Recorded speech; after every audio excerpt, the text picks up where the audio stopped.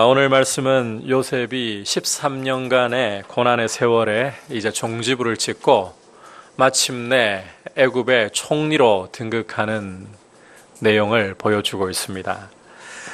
바로의 꿈 이야기로 시작되는 오늘 말씀은 하나님이 13년 세월 동안 요셉을 연단하셔서 어떤 작품으로 이제 드러내고 계시는가. 애굽의 바로 앞에서 다시 말해서 세계의 중심에서 하나님의 솜씨를 뽐내시는 내용이라고 할 수 있습니다.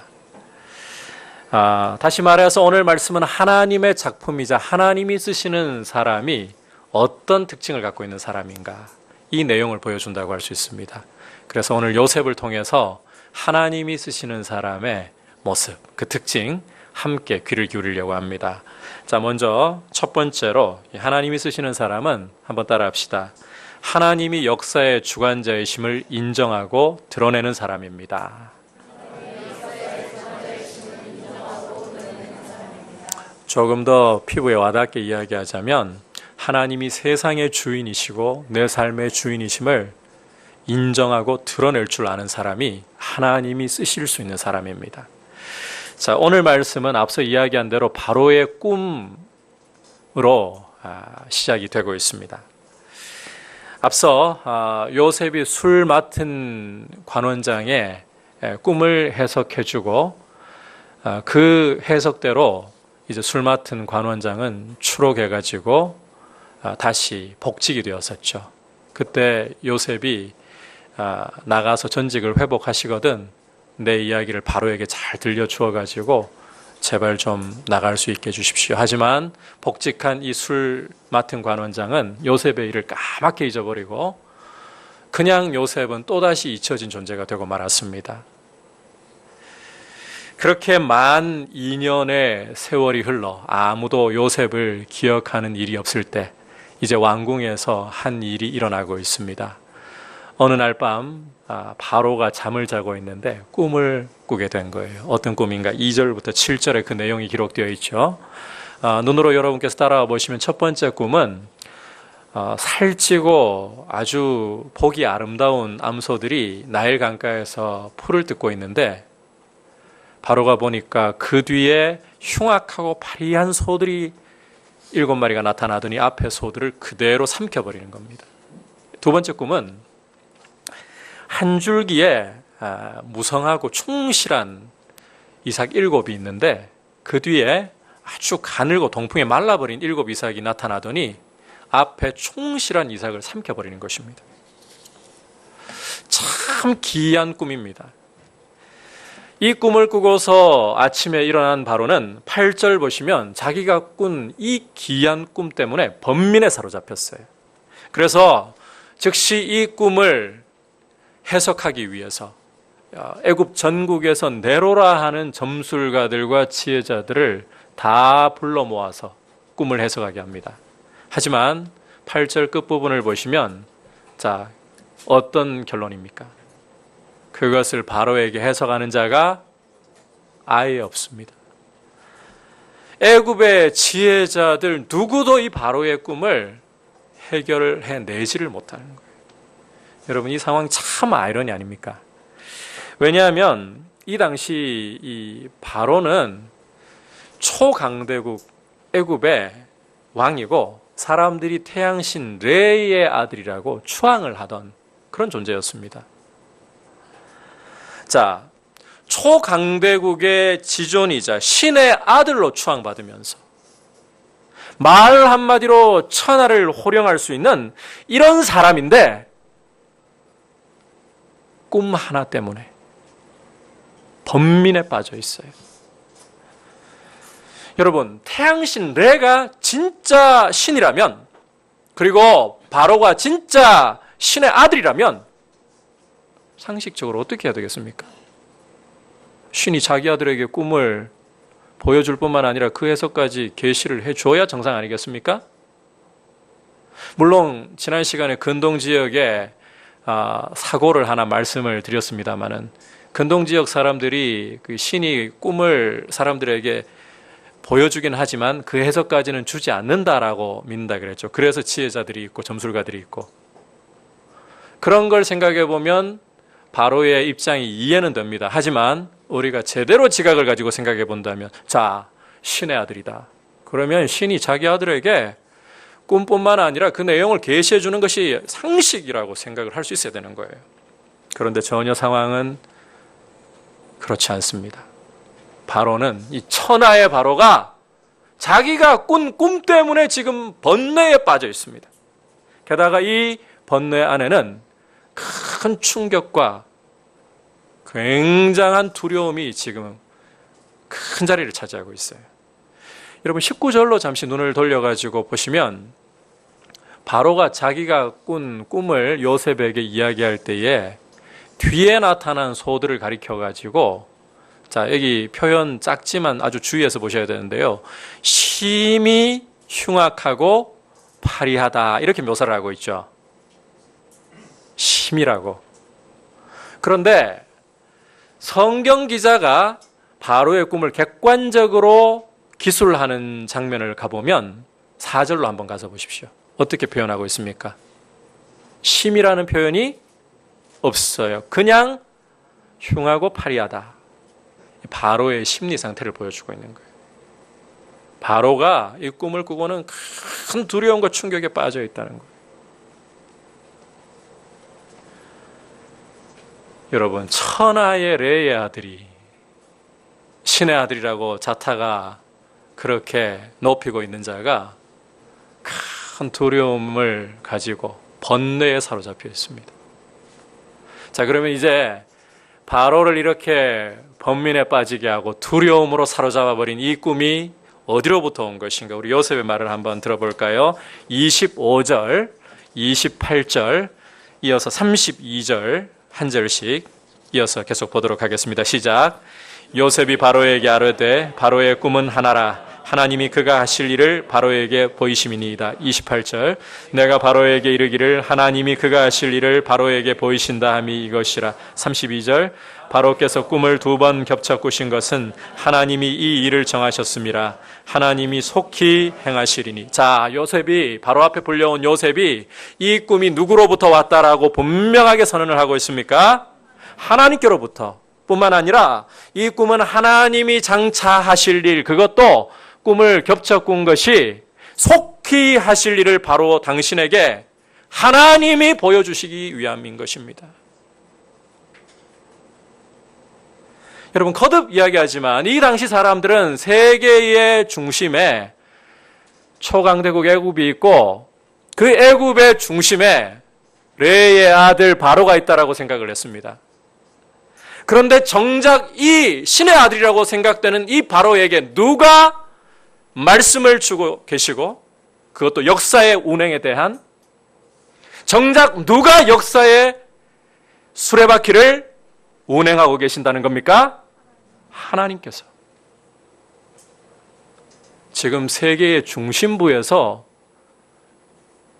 히브리인들이 섬기는 여호와 하나님이 세상의 역사를 진행하시고 세상의 역사를 주장하시는 분이다.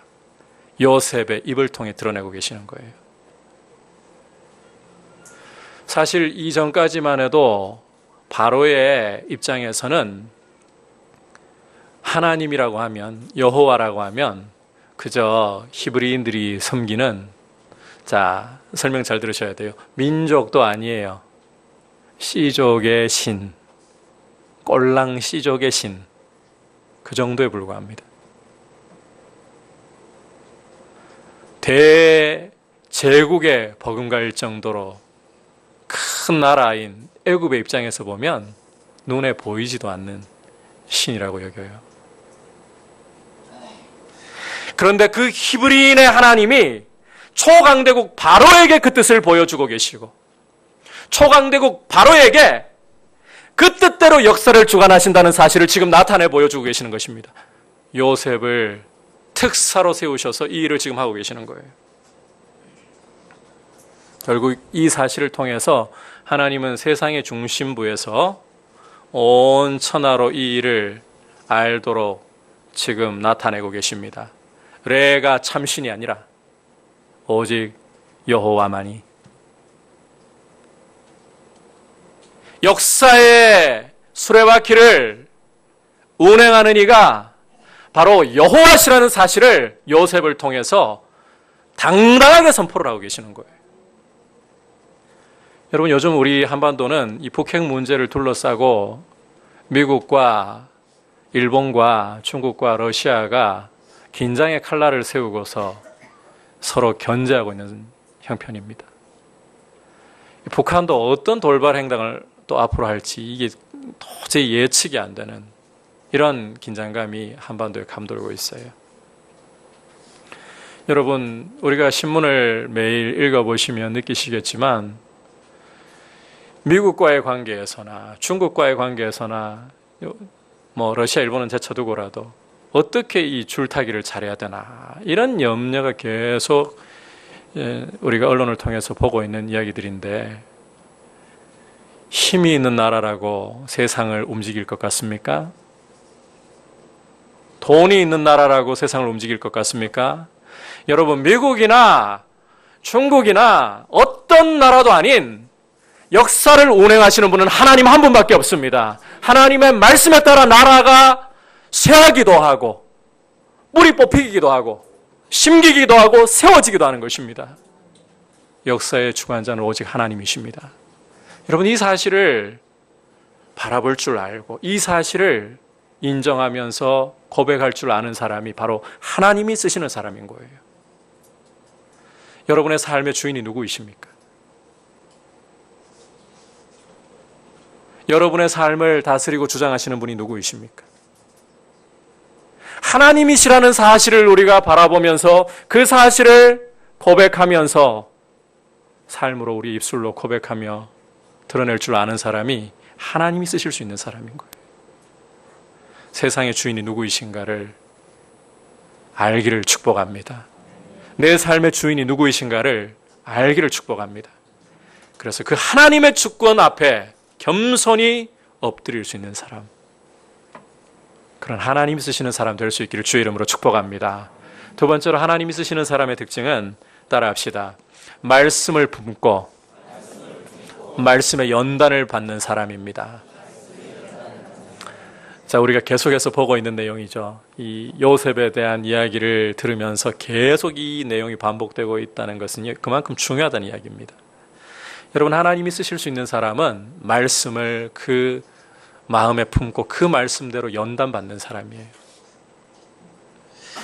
자, 앞서 꿈을 꾸고 번민에 빠져 있는 바로와 또 꿈을 해석하도록 애굽 전국에서 소집되었지만 바로의 꿈 앞에서 해석이라고는 아예 낼 수도 없어서 딜레마에 빠져 있는 이 애굽 지혜자들의 모습을 우리가 보았습니다. 여러분, 이것을 통해 하나 분명히 드러나는 사실은 하나님께 속한 일은 세상 지혜로 도저히 풀 수가 없다는 것입니다. 세상 지혜는 하나님의 일에 대해서 전적으로 무지합니다. 미련합니다.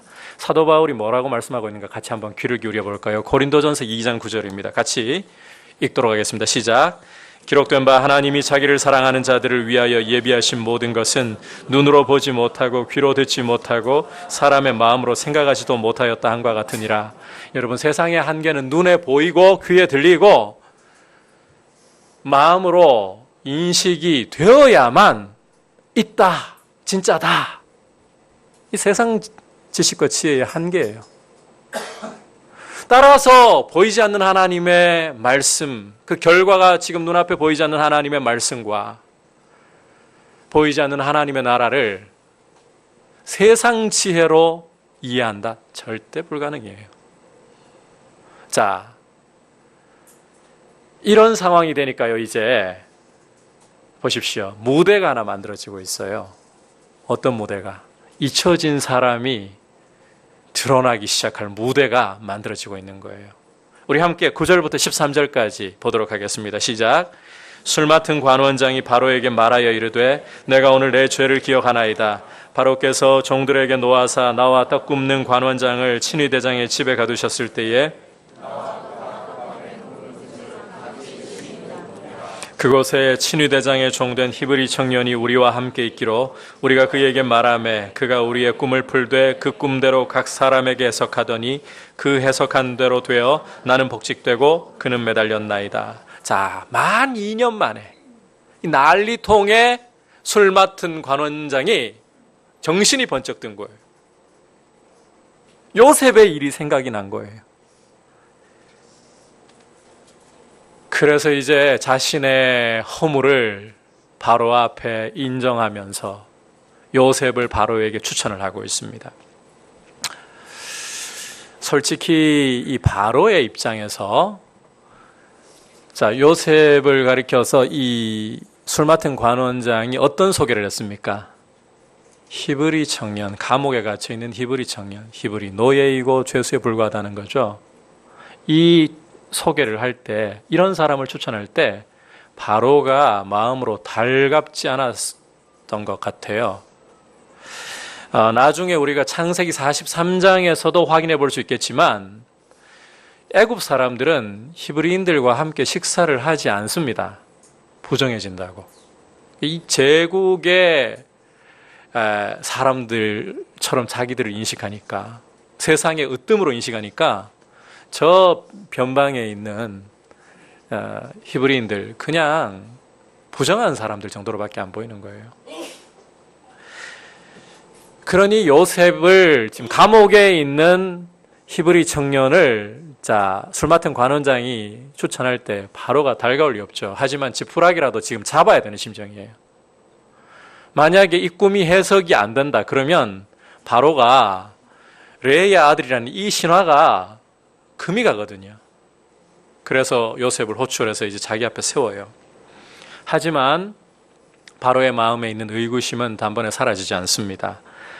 애굽의 네로라 하는 모든 지혜자들과 점술가들도 실패했던 이 꿈의 해석을 과연 이 히브리 노예가, 이 애송이가 어떻게 풀어낼 수 있을까?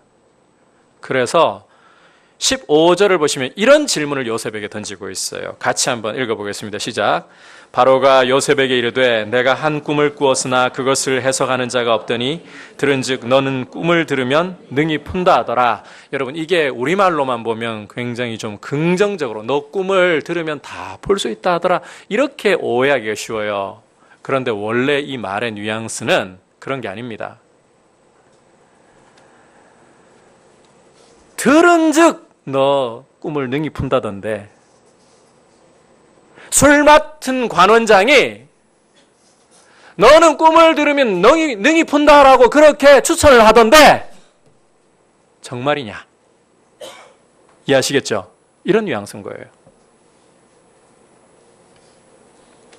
자, 이때 요셉이 뭐라고 대답을 하는가? 우리 16절 함께 읽겠습니다. 시작. 요셉이 바로에게 대답하여 이르되 내가 아니라 하나님께서 바로에게 편안한 대답을 하시리이다. 여러분, 이 대답을 하고 있는 요셉을 보면서 바로가 아마 상당히 놀랐을 거예요. 지금 요셉을 보시면 천하의 바로 앞에 서 있는데 한치의 주저함이나 망설임도 없이 즉각 하는 말이 내가 아니라 하나님께서 바로에게 편안한 대답을 하실 것입니다. 여러분, 이 말을 보면 상식적으로 한번 생각을 해보세요. 감옥에 갇혀있던 청년입니다. 바로 앞에 서가지고 여러분 같으면 이런 기회를 어떻게 활용하시겠어요? 잘 보여가지고 감옥을 탈출할 기회로 어떻게 해서든 잘 보이려고 몸부림치지 않으시겠어요? 그런데 요셉의 대답이 기가 막힌 거예요. 내가 아니라, 자기를 잘 보일 생각을 안 해요. 내가 아니라 누가? 하나님이 바로에게 편안한 대답을, 바로에게 가장 정확하고 확실한 대답, 여기 편안한 대답이라는 게 듣기 좋은 대답을 이야기하는 게 아니에요. 가장 확실하고 확실한 정확한 대답을 주실 것입니다. 자기를 어떻게든 어필해가지고 감옥에서 탈출할 생각을 안 해요, 이 사람이. 만 2년 동안 더 연단받고 나니까요, 지금 있는 자리에서도 최선을 다하겠다는 이 자세밖에 없는 거예요. 여러분, 바로가 이 모습 보고 충격받지 않았을까요? 게다가 이게 우리가 지금 상상을 하면서 이 그림을 좀 봐야 되는데, 바로는 그 뒤에 요셉에게 꿈을 이제 설명할 때 보면 아까 어떤 표현 썼습니까? 흉악하고 파리한 소라고 안 하고 심히 벌벌 떨리는 심정으로.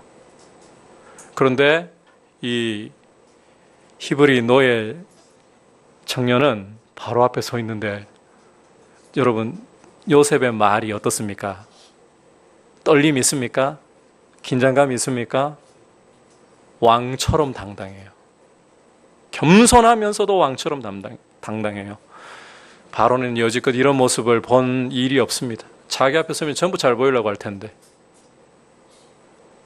바로 앞에 서면 전부 다 어떻게 해서든 간에 잘 보여가지고 기회를 잡아서 출세하려고 하든지,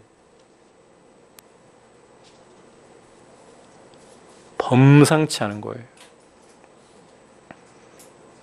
그제야 이제 바로가 이야기를 해야 되겠구나. 그래서 17절부터 24절에서 보는 것처럼 자기의 꿈을 요셉에게 진술하기 시작합니다.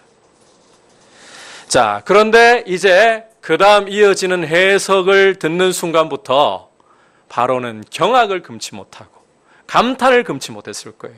왜냐하면 25절에서부터 보듯이 이 히브리 노예 청년이 바로의 꿈을 듣자마자 해석을 내기 시작하는데 망설임이나 거침이 없습니다.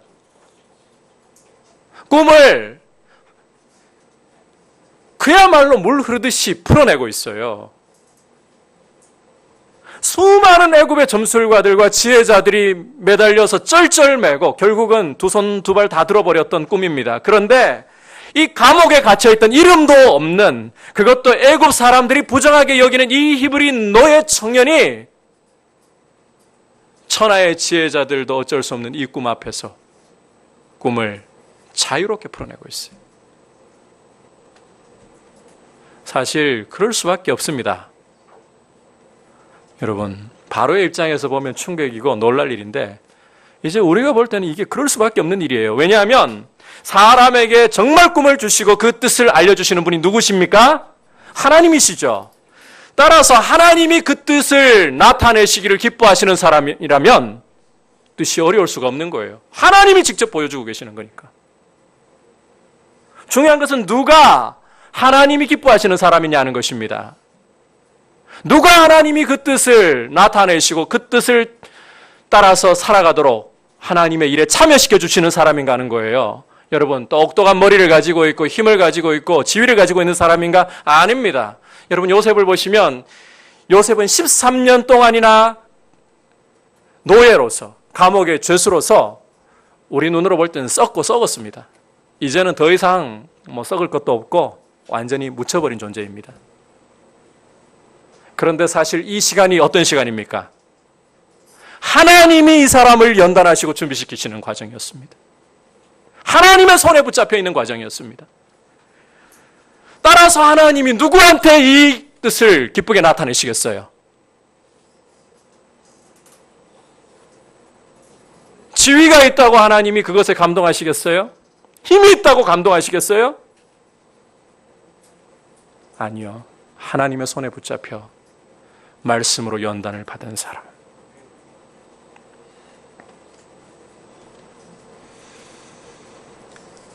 하나님이 당신의 뜻을 나타내시고 그 뜻에 참여시켜 주시기를 기뻐하시느냐, 이보다 중요한 문제가 없습니다. 여러분, 그런 하나님이 기뻐하시는 사람은 강조합니다. 말씀을 따라 연단을 받은 사람입니다. 다른 사람이 아니에요. 기억하십시오. 하나님이 기뻐하시고 그 뜻을 나타내시려고 하는 사람은 말씀의 연단을 받는 조건이 따라야 하는 거예요.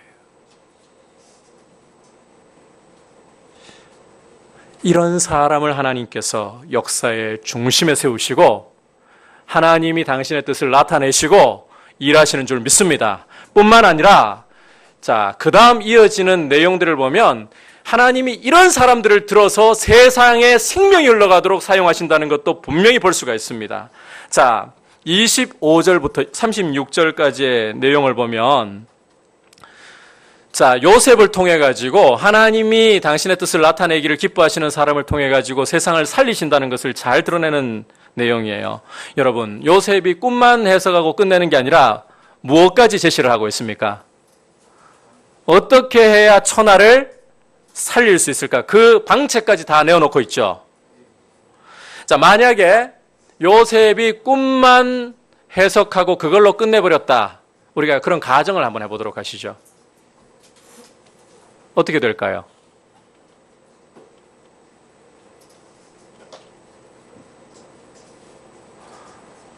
예를 들어, 자, 별로 좋은 예일지 모르겠습니다만은, 하나님이 어떤 사람한테 암에 걸릴 것을 미리 예고를 해주셨어요. 그런데 어떻게 암을 고칠 수 있을지 방법을 안 알려주신다. 이게 뭐가 될까요? 아는 게 의미가 있습니까? 고문이죠, 고문. 요셉이 만약에 꿈만 해석하고 그냥 그걸로 끝나버렸다. 그러면 이 세계의 중심부 뿐만 아니라 모든 천하는 그야말로 고문 가운데 있어야 되는 거예요. 하나님이 정말 들어 사용하시는 사람은 하나님의 뜻을 알 뿐만 아니라 이 뜻을 가지고서 천하를 살릴 대책을 가지고 있는 사람입니다. 저는 우리 성도님들이 이런 쓰임받는 분들이 되시길 축복합니다. 여러분들이 속해 있는 자리에서 문제만을 볼 줄 알고 지적할 줄 아는 것이 아니라 어떻게 그 문제를 풀어가야 할지 방책을 하나님의 지혜로 보여줄 수 있는 분들이 될 수 있기를 축복합니다. 여러분, 지금 세상이 가지고 있는 제일 근본적인 문제가 뭔가 하면요, 여러분, 돈 문제입니까? 힘의 문제입니까? 솔직히 그런 문제로 접근을 하기 시작하면 교회 돈 오히려 세상보다 없어요. 힘도 없어요. 세상이 지금 정말 필요로 하는 것은, 세상에게 주어야 할 문제에 대한 해법은 돈이나 힘에 관한 일이 아닙니다. 여러분, 지금 세상이 고통을 받고 있는 이유는 죄 가운데 있다는 것이고 하나님이 없다는 거예요. 이 죄 문제 때문에, 하나님이 없기 때문에 세상이 하나님의 진노 아래서 끊임없이 그 죄로 인한 여러 가지 부작용들이 사회 가운데 나타나고 있는 것이고, 좁게는 개인에게 나타나고 있는 거예요. 여러분, 하나님의 말씀의 연단을 받고 하나님의 뜻을 깨닫는 사람, 그런 사람이 이런 문제 앞에서 그리스도만이 해답이라고 당당하게 이야기할 수 있는 거예요.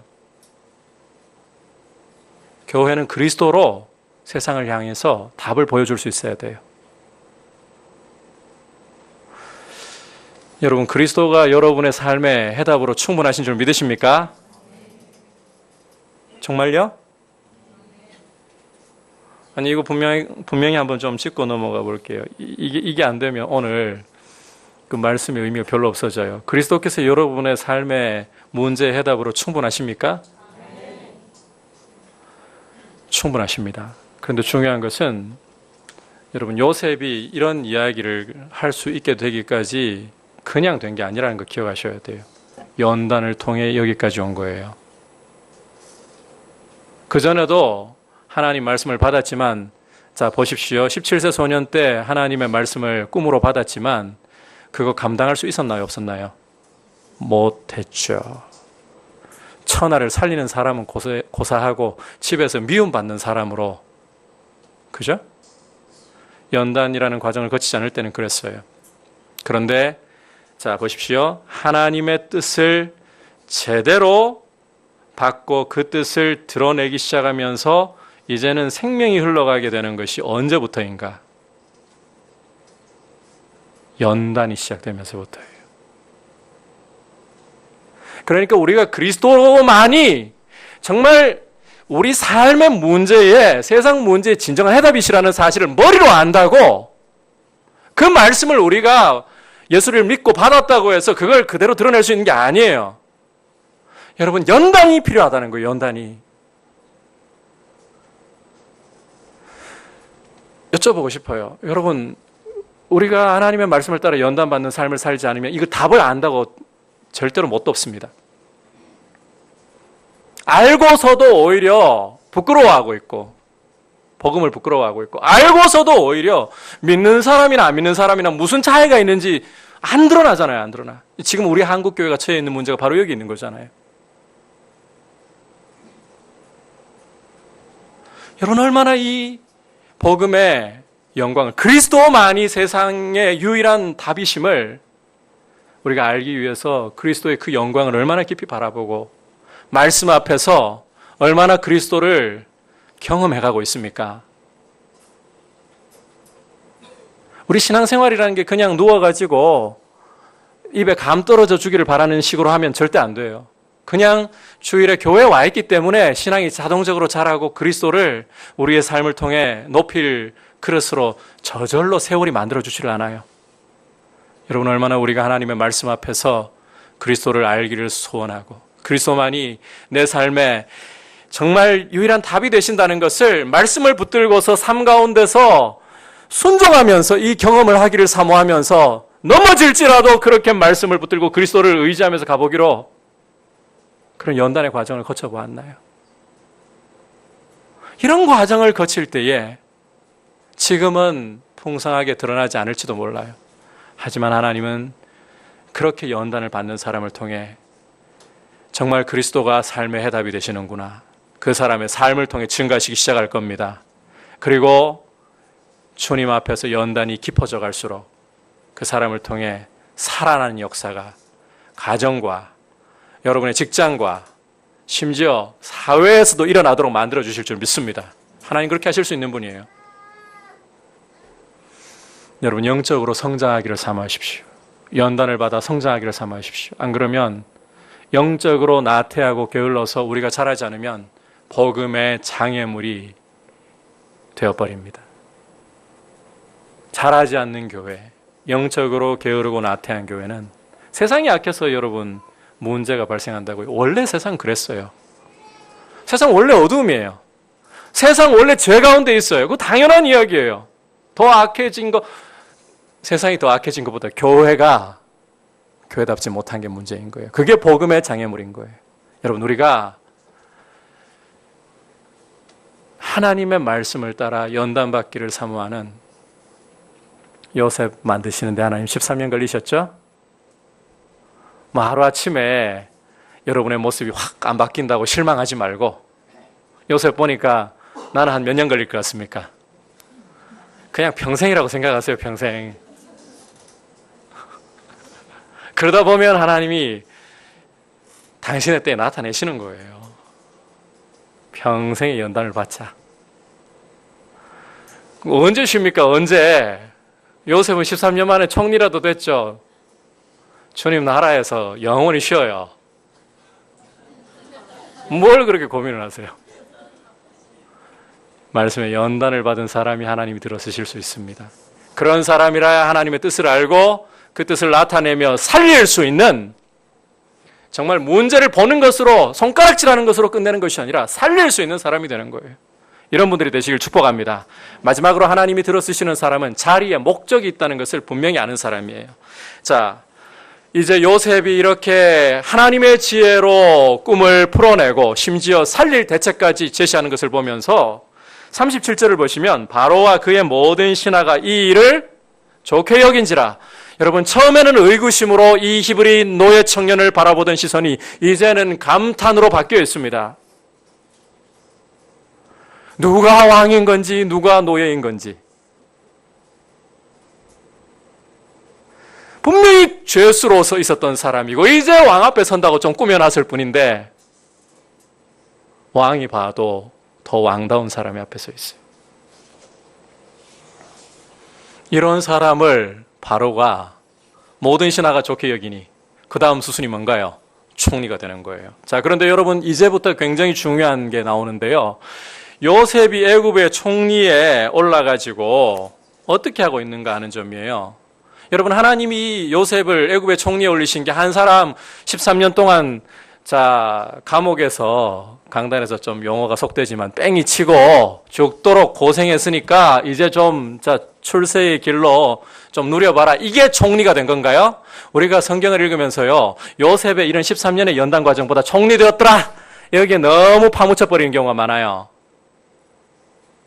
여러분 이 요셉이 총리가 된 것은 한 개인의 출세를 이야기하고자 하는 게 아닙니다. 총리가 된 것에는 목적이 있는 겁니다. 천하를 살리고 하나님의 백성을 민족으로 만들고자 하시는 하나님의 목적이 있는 거예요. 요셉은 이것을 알고 있었어요. 그래서 자리를 함부로 자기의 힘으로 휘두르거나 함부로 자기의 유익을 위해서 마구잡이로 굴리지 않습니다. 우리 45절 후반부 요셉이부터 46절까지 함께 말씀을 읽어보도록 할까요? 시작.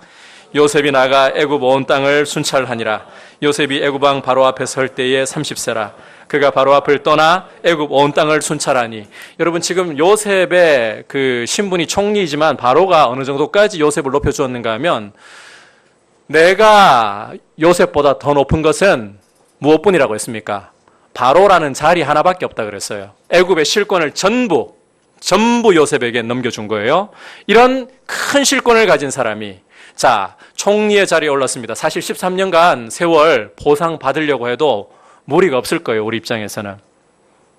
당장 술을 좀 드리고 풍악을 좀 울리고 그럴 법도 한데 아예 그런 게 없어요. 요셉은 총리가 되고 곧바로 성경 기자가 어떤 모습을 보여주고 있습니까?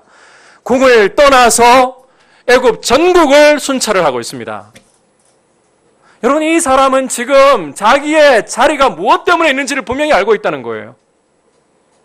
총리가 중요한 게 아니라 그 총리를 통해 천하를 살려야 한다는 이 사명을 기억하고 있는 거예요. 하나님의 백성을 민족으로 번성케 할 준비를 해야 한다는 이 사명이 이 사람을 불태우고 있는 거예요.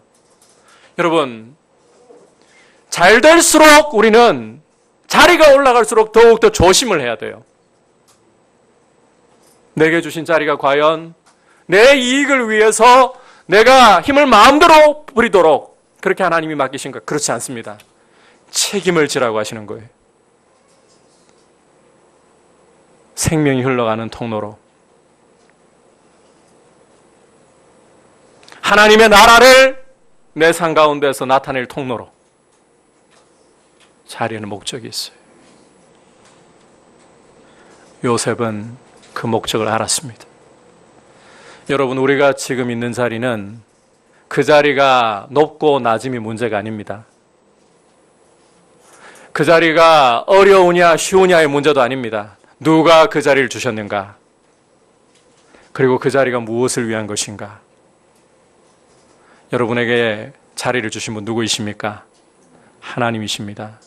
지금 여러분이 있는 자리가 하나님 주신 자리라는 것을 기억하십시오. 어떤 분들은 아마 많은 분들이 그럴 거예요. 내가 있는 자리가 남들과 비교해 볼 때 왜 이렇게 참 남들은 잘 나가는 자리에 있는데 나는 늘 공상맞게 이렇게 살아야 될까? 많은 사람들이 그렇게 생각을 하고서 어떻게 해서든 그 자리를 탈출하려고 몸부림을 치고 내가 있어야 할 자리가 아닌데 이건 내 자리가 아닌데 하나님을 안 봅니다. 그러나 여러분 지금 내가 있는 자리가 하나님이 나에게 주신 자리입니다. 내가 떠나려고 몸부림치지 말고 거기에서 충성을 하려고 하십시오. 하나님이 두셨기 때문에 여기에서 충성을 하는 것이 내게 주어진 자리에 책임이고 목적이라는 사실을 기억을 하십시오. 그럴 때 하나님께서는 여러분 요셉을 보십시오. 노예의 자리에 있을 때 노예를 탈출하려고 몸부림친 게 아니라 거기에 충성을 하다 보니까 그리고 감옥에 있을 때에 감옥을 탈출하려고 몸부림친 것이 아니라 물론 시도는 해봤지만 안 되니까 그대로 그 자리에서 충성을 하니까 여러분 하나님이 마침내 어떻게 하십니까? 더 큰 것도 맡기실 수가 있는 거예요. 그런 사람이라야 큰 것을 주어도 휘두르지 않아요. 자기 욕심을 위해서 사람들을 짓밟아 버리지 않아요. 오히려 섬기고 살리려고 하는 거예요.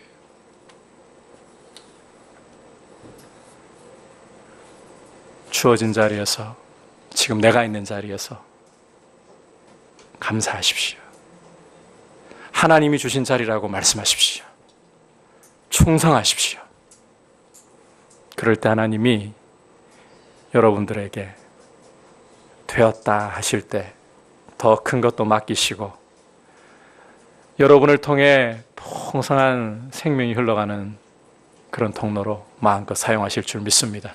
그리스도의 영광은 생명이 흘러가는 것입니다. 나를 통해 하나님의 생명이 흘러가서 천하를 살리는 통로가 되는 것입니다. 요셉이니까라고 하지 마십시오. 오늘 이 말씀 우리에게 주신 말씀입니다.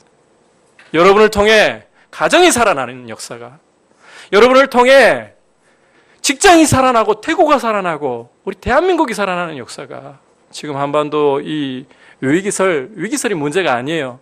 하나님 여러분을 통해서 이 한반도를 위해 기도하게 하시고 생명이 흘러가는 통로를 얼마든지 쓰실 수 있는 분이십니다. 그런 교회로 여러분 서시길 축복합니다. 그런 꿈을 가지고 하나님 앞에 드려질 수 있는, 그래서 하나님이 쓰시는 사람들이 될 수 있기를 주의 이름으로 축복합니다. 오늘 요셉이 애굽의 총리에 오르는 이 말씀을 통해서 하나님이 쓰시는 사람이 어떤 사람인가 함께 보았습니다. 여러분, 하나님이 쓰시는 사람은 누가 세상의 주인인지, 누가 삶의 주인인지를 인정하고 드러낼 수 있는 사람입니다. 하나님이 주인이십니다. 그리고 하나님이 쓰시는 사람은 그냥 우리에게로 가져와서 이야기해보면 복음을 알기 때문에 쓰실 수 있는 것이 아니라 그 복음을 가지고 연단을 받아야 돼. 어느 자리에 있든지 복음을 붙들고 충성하는 그 연단을 받는 사람, 그러면 그때부터 나타나요. 마지막으로 하나님 쓰시는 사람은 내가 왜 이 자리에 있는가 목적을 아는 사람. 그래야 힘을 함부로 쓰지 않아요. 살리는 데 써요. 그게 영광이에요. 우리 그리스도인이 그리스도인의 영광을 가지고 살아가는 모습으로 서도록, 하나님 쓰시는 사람 되도록 주님 앞에 귀하게 드려지기를 축복합니다. 우리 같이 주님께 고백